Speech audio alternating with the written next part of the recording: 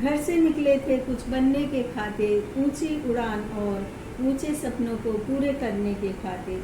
माँ ने कुछ लड्डू गुजिया और मठरी डिब्बे में रख दी।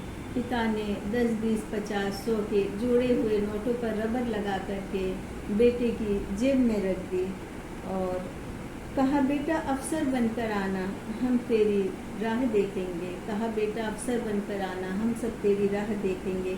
अचानक से सारी खुशियों पर पानी फिर गया, क्योंकि उनका बच्चा पानी की गहराइयों में घिर गया।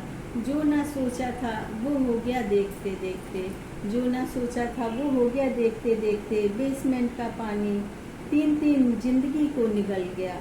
सरकारी महकमे वालों को क्या खबर, सरकारी महकमे वालों को क्या खबर कि किसी का हंसता खेलता परिवार उजड़ गया। Hello everyone, welcome to my YouTube channel. तो गाइस, दिल्ली में ओल्ड राजेंद्र नगर में यूपीएससी की तैयारी कर रहे 3 बच्चे, श्रेया, तानिया और नेविन, इन तीनों बच्चों की बेसमेंट में डूबने से मृत्यु हो गई। तो सबसे पहले इन तीनों बच्चों को मेरी अश्रुपूर्ण श्रद्धांजलि। तो गाइस, यूपीएससी की तैयारी कर रहे इन होनहार, इन परिश्रमी तीनों छात्रों की कोचिंग संस्थान के बेसमेंट में डूबने से मृत्यु हो गई। और ये तीनों बच्चे लाइब्रेरी में उस समय पढ़ाई कर रहे थे और ये तीनों बच्चे पढ़ाई में इस कदर से लगे हुए थे कि इनको थोड़े बहुत पानी का एहसास ही नहीं हुआ। और जब पानी भरने लगा तो इन बच्चों ने सोचा कि हम अपनी बुक्स, कॉपीज़ वगैरह लेकर के यहाँ से निकल जाएं, क्योंकि ये अंदाज़ा तो कोई भी नहीं लगा सकता है कि बेसमेंट में इतना ज़्यादा पानी भर जाएगा कि इन बच्चों का निकलना मुश्किल हो जाएगा। और इन बच्चों ने कॉपी किताबें वगैरह ली होंगी और जैसे ही निकलने लगे ये पानी और बढ़ने लगा और बढ़ते बढ़ते पानी इतना बढ़ गया कि ये बच्चे बाहर निकलने के लिए टेबल पर चढ़ गए और लोगों ने इनकी बहुत ही मदद भी की। लेकिन उसी समय एग्जॉस्ट फैन टूट गया और एग्जॉस्ट फैन भी टूट गया और एक थार कार आई, तो उसकी जो पानी का फ्लो था वो भी ज़्यादा से ज़्यादा बेसमेंट में भर गया और ये बच्चे डूब गए।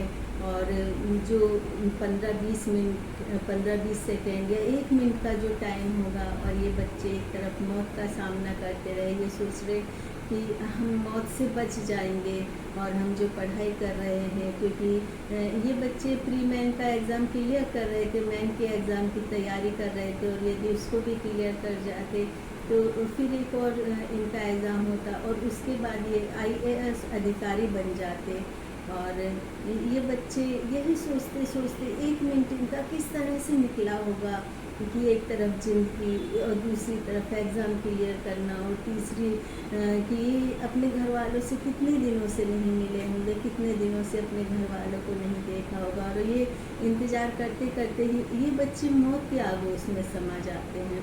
और जो भी बच्चे दिल्ली में किसी भी बड़े कंपटीशन के एग्ज़ाम की तैयारी करते हैं, ये तैयारी करना बहुत आसान नहीं है, बहुत ज़्यादा मुश्किल का काम है। कई बच्चे तो 2-4 महीने में ही अपने घर चले जाते हैं, क्योंकि हमारे भारत में जितने भी बच्चे बड़े एग्ज़ाम की तैयारी करते हैं उसमें से ज़्यादातर बच्चे या तो मध्यम वर्गीय परिवार के होते हैं और या तो गरीब परिवार के होते हैं।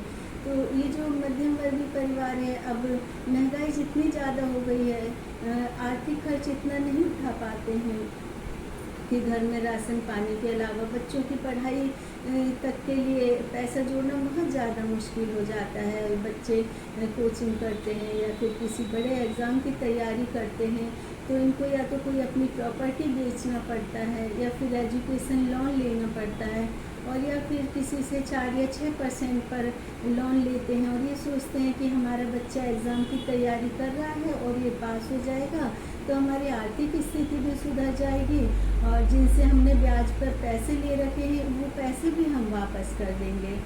तो ये तीनों बच्चों के घर वालों की तो सारी की सारी उम्मीदें ख़त्म हो गई। एक तरफ तो इनके हाथ से बच्चे निकल गए और दूसरी तरफ जिनसे भी इन्होंने उधार ले रखा होगा इनकी आर्थिक स्थिति खराब होगी, उसको सुधरने में मालूम नहीं कितने साल लग जाएंगे। और इसमें से एक बिटिया जो श्रेया यादव थी, उसके पिता दूध बेचने का काम करते हैं। दूध बेचने का काम करके अपनी बेटी को इतनी ऊंची पढ़ाई के लिए इन्होंने इतनी ऊंची पढ़ाई के लिए इन्होंने अपनी बेटी को दिल्ली में रखा था और इनका जो बेटा है वो भी सीए की पढ़ाई कर रहा है।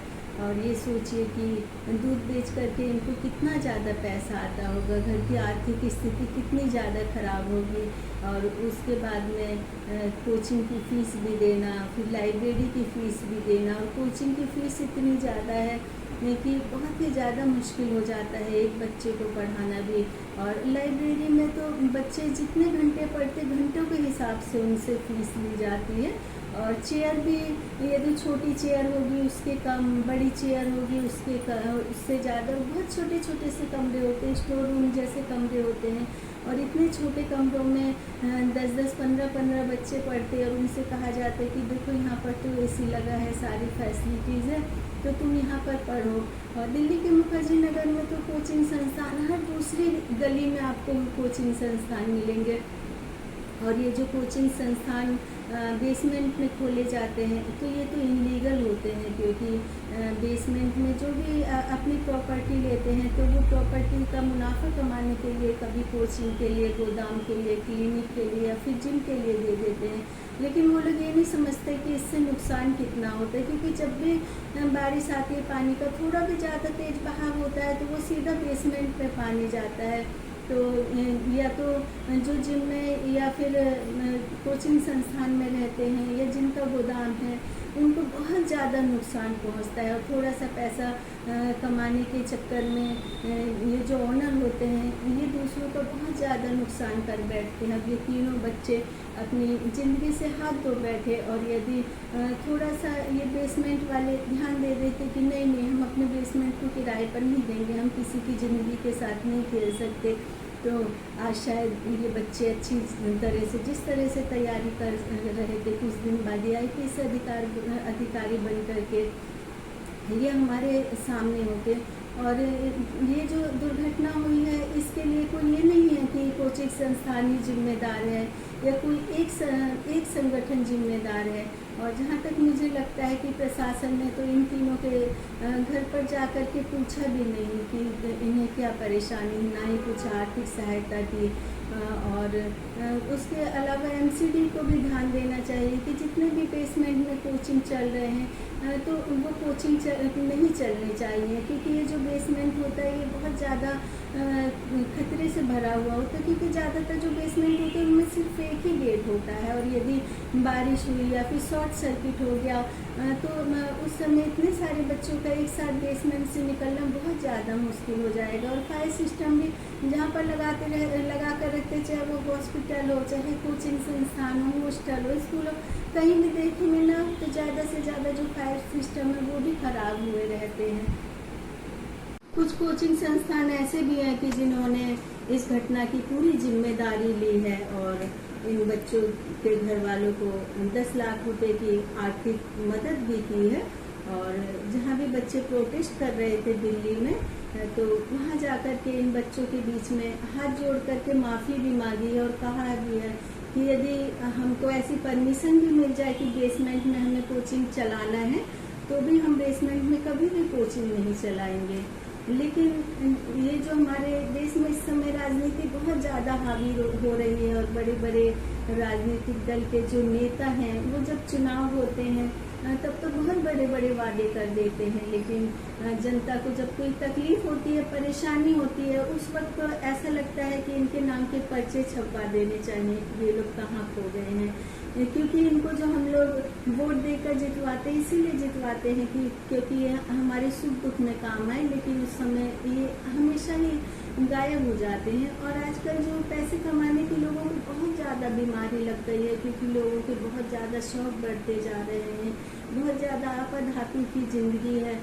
तो जो लोग कोचिंग संस्थान खोलते हैं या फिर कोई हॉस्टल खोलते हैं या प्राइवेट स्कूल या फिर क्रैच वगैरह, प्राइवेट स्कूल भी अब बहुत थोड़ी सी जगह की दूरी पर प्राइवेट स्कूल खुल गए हैं, लेकिन वहाँ पर जो भी मूलभूत सुविधाएं हैं वो मूलभूत सुविधाओं का अभाव है, क्योंकि वहाँ पर ना तो कोई फायर सिस्टम होते हैं। और जो स्कूल होते हैं या फिर हॉस्टल होते हैं जहाँ पर कि बच्चों को खाना दिया जाता है, तो वो खाना भी इस तरह का दिया जाता है कि उसमें गुणवत्ता का अभाव होता है। और उसके अलावा जो रोटी भी दी जाती है उसमें भी ज़्यादा से ज़्यादा रोटी रहता है, और यदि बच्चे ज़्यादा भूख लग रही वो मिले तो वो उनको बहुत ज़्यादा नुकसान करती है। और पैसे कमाने के चक्कर में लोग दूसरों की ज़िंदगी नहीं देखते कि जो पैसा हमारे पास में आ रहा है, हम कमा रहे हैं, उस पैसे में कितनी ज़्यादा लोगों को कष्ट और दुख की स्थिति से भी गुजरना पड़ सकता है। और ना ही इस तरह के स्कूल, हॉस्टल या कॉलेज में कोई मेडिकल की फैसिलिटीज़ होती है। यदि किसी बच्चे को कोई गंभीर चोट लग जाए, यदि वो बीमार हो जाए, तो ऐसा नहीं कि जल्दी से जल्दी उसको डॉक्टर के पास ले जाया जाए। और इस तरह से पैसा कमाने के लिए तो लोग अपने लिए कुछ ना कुछ कोचिंग संस्थान खोल लेंगे या फिर हॉस्पिटल या फिर हॉस्टल, लेकिन कभी भी ये नहीं देखते हैं कि यहाँ पर इंसान की जो जान है वो कितनी ज़्यादा कीमती है। क्योंकि बड़े लोगों के लिए शायद पैसे ज़्यादा कीमती होते हैं और इंसान की जान कम कीमती होती है।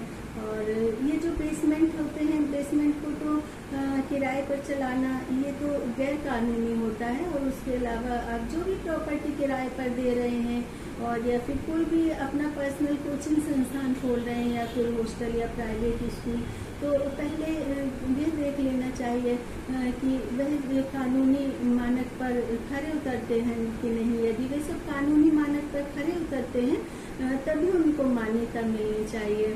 और ये जो कोचिंग संस्थान वाले हैं ये बच्चों को शिक्षा देते हैं और मुझे लगता है कि इतने सारे बच्चों को शिक्षा देते हैं तो बहुत सारे गरीब बच्चे भी होते हैं, तो उनमें 2, 4 या 10 बच्चों को फ्री ऑफ कॉस्ट पढ़ा दें, उनसे कोई फीस ना लें। तो इस तरह से आप बच्चों के ऊपर उपकार करेंगे तो आप ये समझ लीजिए कि ईश्वर की बहुत बड़ी सेवा कर रहे हैं।